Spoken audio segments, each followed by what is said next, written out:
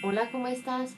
Me alegra saludarte nuevamente. Si aún no nos conocemos, mucho gusto. Mi nombre es Gina, soy psicóloga y este es mi canal de YouTube donde encontrarás 3 veces al mes contenido nuevo sobre crianza, trastornos psicológicos y muchos otros temas relacionados a infancia y adolescencia desde una mirada psicológica.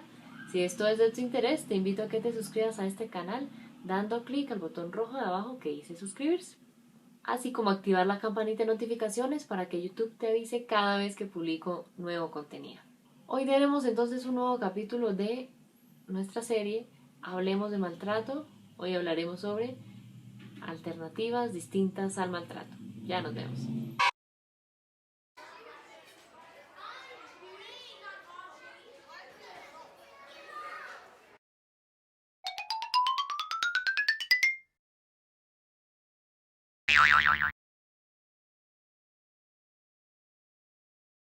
Hemos estado hablando de diferentes cosas de maltrato.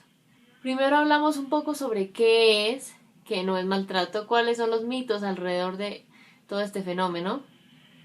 Luego hablamos un poco la semana pasada sobre algunas causas, ¿no? Algunas causas, algunas causas relacionadas al maltrato a nivel individual, escolar, social, integral, ¿sí? ¿Qué quiero hablar el día de hoy un poco con ustedes? Una alternativa distinta al maltrato. Gina, ¿cómo así? Significa que no tienes que pegarle a tu hijo, no tienes que gritarle para que haya un manejo de la crianza en el hogar, ¿sí? Sea un niño, sea un adolescente. Lo que les digo siempre, la idea es prevenir. Entonces, ¿y cómo hacemos esto? Vamos a tocar algunos puntos importantes. ¿Qué es importante primero tener en cuenta? Unión familiar, ¿sí? Digamos que es importante. No sé si has escuchado que dicen que la familia es el núcleo, la célula principal de la sociedad, ¿no es cierto? Entonces, teniendo todo eso en cuenta, ahí que es importante. Importante ver cómo es esa familia, ¿sí? ¿Cómo así, Gina? ¿Cómo interactúan? Cuando hay momentos buenos, es decir, cuando hay la celebración del logro de alguno de esos miembros de la familia, cuando hay un momento triste o de enojo, ¿sí? ¿Cómo son esas dinámicas? ¿Cómo son esas interacciones? Cuando hay situaciones difíciles, por ejemplo, una cuarentena, ¿no? Un aislamiento preventivo, como están viviendo en muchos países, ¿cómo se está manejando, ¿sí? Esa dinámica interna a nivel familiar. ¿Y ahí qué me refiero? Digamos que a veces sin darse cuenta o de forma involuntaria se tiende a pensar cosas como que todo lo malo, lo difícil que pase, en ocasiones es porque mi hijo, porque mi hija hace, dice, no dijo, no hizo. ¿Sí? Lo he escuchado de muchos papás. Ay, no, doctor, es que mi hijo simplemente trata de manipularme llorando todo el tiempo por X cosa. Y muchas otras situaciones, ¿sí? Entonces digamos que ahí importante tener en cuenta entonces la unión familiar, pero no es solo, digamos, así como sale a veces en televisión una foto bonita en la que están todos los miembros de la familia sonriendo, no, sino que en realidad, digamos, sea desde el amor, desde los valores, ¿sí? Desde el ejemplo, ¿sí? Desde una resolución sana de conflictos, ¿sí? Y sé que en ocasiones digamos que es un poco difícil porque pues a veces en casa fuimos criados de cierta forma, ¿cierto? Entonces, a veces en casa por nuestros papás o por ese abuelo, esa abuela o ese tío que nos crió, que lo único que conocía era el grito, o era la palmada, o era el cinturón, o era pegarme con la pantufla, ¿sí? Porque en ese momento, ya lo hemos hablado algunas veces, no conocían otros métodos de crianza porque no existían, ¿sí? Pero ahorita existe un paraguas muy amplio de opciones, ¿sí? Para no caer en eso, ¿sí? Y no tanto por lo que algunos dicen a veces por redes sociales, no, es que ahora si le pego a mi hijo, si le pego a mi hija, entonces ya voy a ir a la cárcel. No tanto por evitar ese tipo de consecuencias legales, sino también por evitar que ese vínculo familiar se dañe, esa relación sana con mi hijo, con mi hija, se destruya o ni siquiera se forme, ¿sí? También por evitar un poco esas secuelas que podría sufrir ese niño, ese adolescente, ¿sí? Entonces eso es importante tenerlo en cuenta. Digamos que, entonces, ¿qué otro punto me parece importante tocar ahorita?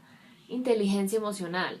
Ahora se tiende a hablar mucho de la inteligencia emocional y básicamente, ¿qué es? Inteligencia emocional, a mí me gusta explicarlo de la siguiente forma. Dos componentes.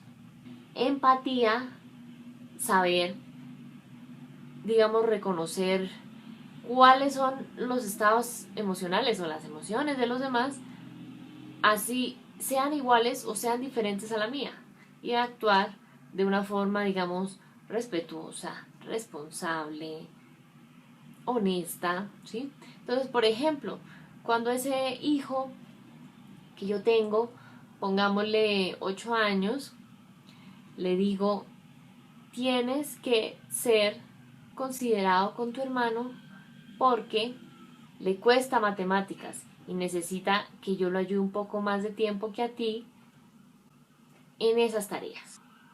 ¿Qué sería bueno? Cuando él vea a ese hermano, lo ve triste, lo ve enojado, digamos que ahí es importante entonces que él, ese hermano mayor, estuviera, por ejemplo, en un momento que yo lo tuviera ahí acompañándonos para que vea a su hermano menor cómo le cuesta matemáticas, porque le cuesta, qué emociones manifieste y demás. Sí, que no es que quiera quitarme a mi mamá para pasar todo el tiempo con ella. ¿Listo? Es decir, ponerse en esos zapatos emocionales del otro. ¿Listo? Obviamente de acuerdo a la edad es que se puede ir aprendiendo a hacer eso, pero todo parte de ese ejemplo o ese espejo inicial que soy yo como papá, como mamá, ¿sí? ¿Cómo así, Gina? Digamos que en el cerebro tenemos algo que se llama neuronas espejo. Es decir, si tú ves que hay alguien en una cámara y hace cosas, tal vez tú vas a terminar haciéndolas. Tal vez hiciste esto, tal vez aplaudiste, ¿no? O muchas otras cosas, ¿sí?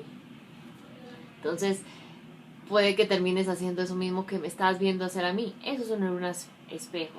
Y cuando, digamos, somos pequeños, eso está mucho más fortalecido, ¿sí? ¿Por qué? Porque los principales canales que tienen los niños, por ejemplo, son los sensoriales, ¿sí?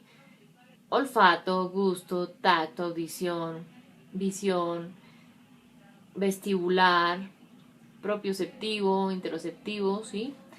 Toda esa parte, digamos, tanto interna como externa, que le ayuda a percibir todo lo que recibe diariamente en su cerebro, ¿sí?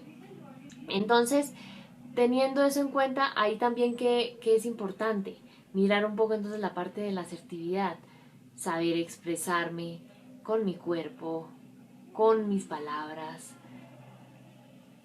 hacia los otros, ¿sí? Cuando esté enojado, cuando yo esté frustrado, cuando esté triste, ¿sí? Entonces, importante ahí tener eso en cuenta.